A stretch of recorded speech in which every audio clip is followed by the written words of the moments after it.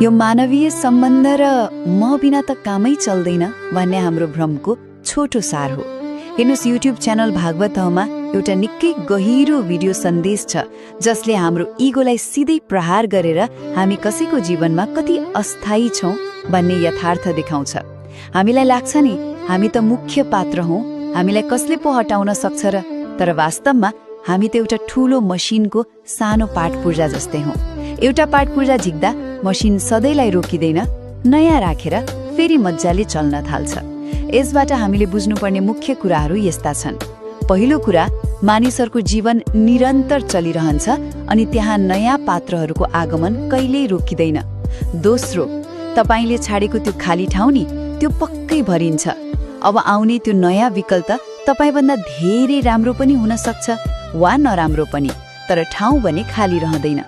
तेस्रो र सबैभन्दा गहिरो सत्य, यहाँ कोही पनि स्थायी छैन।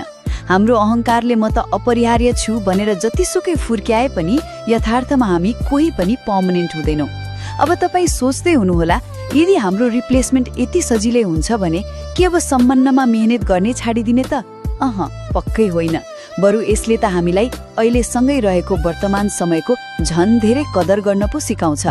समग्रमा भन्नुपर्दा कसैको जीवनमा आफूलाई कहिल्यै बदल्न नसकिने व्यक्ति सम्झिने गल्ती नगर्नुहोस्, किनकि मानिस र समयले जहिले पनि तपाईको विकल्प फेला पारिहाल्छन्। आफ्नो अपरिहार्यताको यो भ्रमबाट